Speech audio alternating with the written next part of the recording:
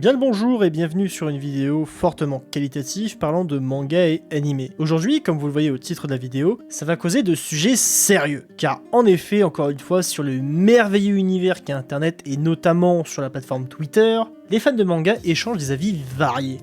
Et un truc que j'ai vu plusieurs fois, c'est des accusations sur un mangaka pour avoir créé un personnage moralement mauvais, ou encore plus simple que ça, sur tout simplement les fans du personnage en question. Et les accusations peuvent aller très loin, elles sont assez graves, c'est juste qu'à les traiter de personnes attouchant des gens.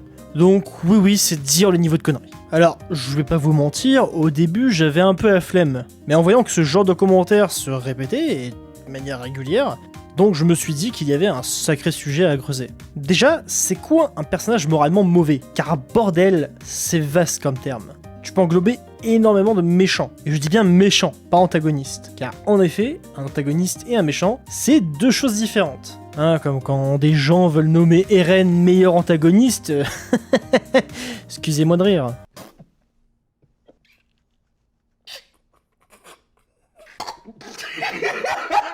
Donc un méchant, c'est un personnage ayant une volonté de nuire, il a un mauvais fond. Souvent, il projette de réaliser des plans horribles, alors qu'un antagoniste, c'est tout simplement un personnage qui va s'opposer au protagoniste. Voilà, je voulais juste faire le petit rappel vite fait. En termes de méchants, t'en as qui sont plutôt bons dans l'incarnation de la chose.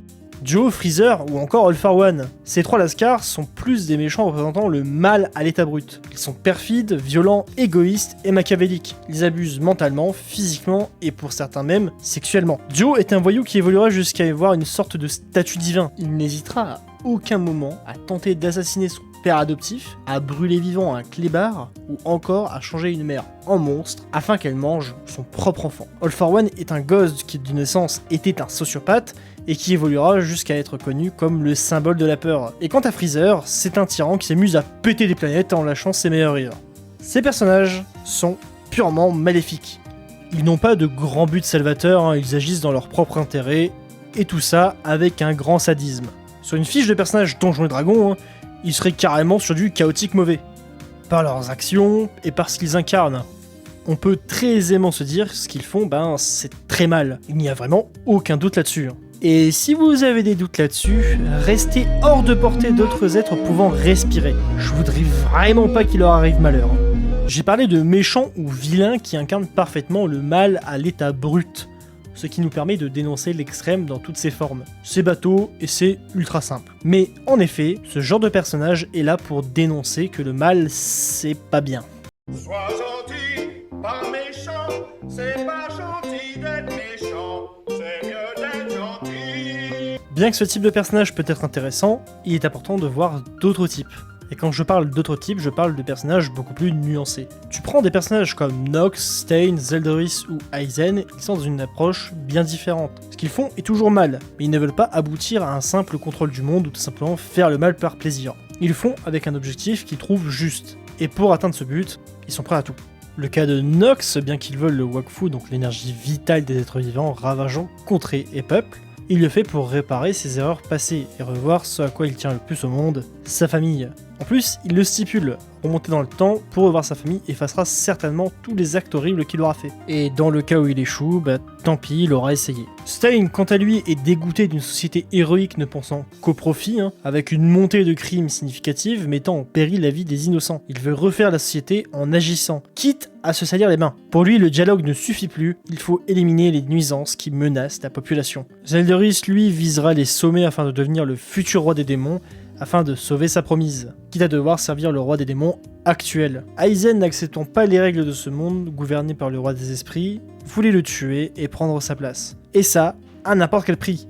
En prenant sa place, il aurait façonné un monde où tous les êtres vivants pourraient évoluer à un stade supérieur. Là, on est plus sur des antagonistes qui ont des grands buts, qui feront n'importe quoi pour atteindre leur objectif. Et ce qu'on veut te montrer avec ces antagonistes est que leur but peut être même noble parfois, mais que la méthode utilisée n'est clairement pas la meilleure.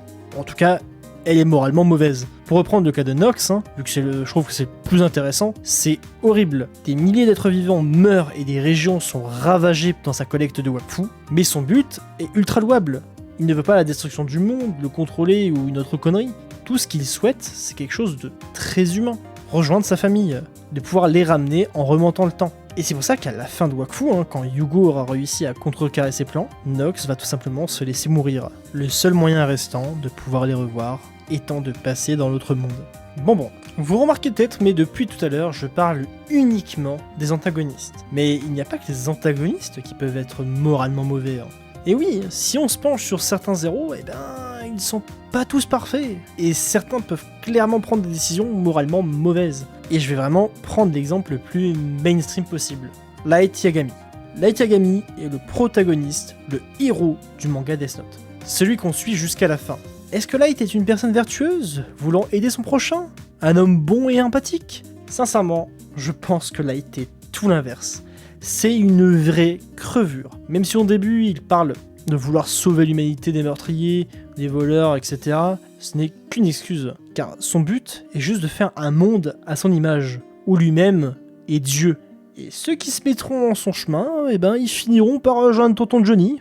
Light n'hésite absolument pas à manipuler ses proches, à leur mentir et à utiliser des innocents pour parvenir à ses fins. Ce héros est ce qu'on peut appeler une merde humaine. Jamais vu un mec comme toi! T'es une merde! Et donc j'y viens, si des héros aussi mauvais que Light peuvent exister, il peut y avoir également des héros plus nuancés. Comme par exemple un personnage dont les fans sont très souvent montrés du doigt, j'ai nommé Enji Todoroki, aka Endeavor de My Hero Academia. Ouais, je sais, j'ai envie de chercher la merde en parlant de ce personnage. Mais bon, ça va, je risque quoi, mis à part des enfants qui pleurnichent? Ou des fans de Dabi. Enfin bref, je reviens à la vidéo. Endeavor est certainement l'un des personnages les mieux écrits de My Hero Academia. Et c'est également l'un des personnages qui divise le plus. Pourquoi donc? Je vais t'expliquer même si je ne suis pas Jamy. Énorme! My Hero Academia est une œuvre dans laquelle 80% de la populace a un pouvoir. Ça peut être de la super force, comme chier des boules de feu par le cul. Oui, c'est vraiment la roulette russe. Et donc, dans ce monde, il y a tout un système héroïque d'implanté avec tout ce qui va bien. Un classement pour montrer quel héros est le meilleur et quel héros pue les excréments bouffe tout. Tout un marketing aussi, goodies, pubs, émissions, machin. Et donc, le public a un certain attachement à ces héros. Quand je parle de public, je parle des personnages dans l'œuvre. Avec le personnage d'Endeavor, on parle certainement l'un des personnages les plus populaires de son œuvre. Bien que certains aient peur de lui, et ça se comprend, le type à chaque regard t'as l'impression qu'il t'assassine, au début du récit, le seul trait qu'on a de ce personnage, c'est qu'il est un très mauvais paternel, en plus de violenter sa femme et ses gosses. Avec notamment les événements de la fin de saison 4, qui correspond au tome 21, Endeavor va progressivement montrer une meilleure facette de lui-même. Son combat contre le Nomu est purement pour symboliser qu'il brûle son ancien lui, et qu'il va aller de l'avant avec une bien meilleure conduite. Est-ce que ça veut dire pour autant que tous ses crimes sont pardonnés? Bah non. Il veut aller de l'avant, et dans sa famille, on a même des personnages comme Natsu qui le rejettent totalement.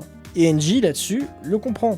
D'autres comme Shoto ne lui pardonneront pas, mais ils veulent bien essayer d'aller de l'avant. En plus, avec également son changement d'attitude qui s'opère avec le départ forcé en retraite d'All Might. Même en ayant tout fait, même les pires méthodes, comme avoir forcé sa femme à avoir un enfant pour créer celui qui poursuivra son rêve, tout ça n'a servi à rien. Ce qui montre bien qu'Endeavor avait entièrement tort, et en plus qu'il n'est nullement récompensé, bien au contraire. Vous allez me dire, d'accord, tu parles du géniteur tout cramé depuis tout à l'heure, mais où veux-tu en venir? Bon, j'y arrive. L'intérêt d'avoir un personnage ainsi étant dans le camp du protagoniste, c'est pour une chose très simple, dénoncer un aspect plus réel. Je m'explique. Quand un antagoniste dans une œuvre fait des actes horribles, on peut l'associer à un dictateur ou une menace très éloignée. C'est pas tous les jours qu'un alien violet agit de son petit doigt pour atomiser la Terre. C'est très rare. Par contre, qu'un type dans ton cercle social te fasse du mal, de quelle que soit la façon, ça a beaucoup plus de chances d'arriver. Et c'est à ça que servent les personnages comme Endeavor. Ça permet donc à l'auteur de dénoncer des choses qui sont beaucoup plus proches de notre réel à nous, lecteurs. Donc en effet, avoir des personnages moralement mauvais est primordial dans n'importe quel média, que ce soit jeux vidéo, manga, roman, film, etc. J'ai parlé que de personnages de manga car tout simplement c'est le sujet central de ma chaîne. Mais des personnages comme le Joker, comme Thanos, comme Dark Vador, que leur but soit noble ou non, on veut te montrer que les méthodes ne sont pas les bonnes. Et donc, avec ces personnages, on dénonce. Ils ne sont à aucun moment des exemples à suivre. Pour reprendre rapidement le cas du Joker, et notamment le Joker du film de Todd Phillips, il te montre comment une société peut créer un monstre. Ça ne valide pas du tout les actions du Joker. Tu comprends comment le personnage a pu évoluer pour en arriver là, mais ça ne lui donne pas raison pour autant.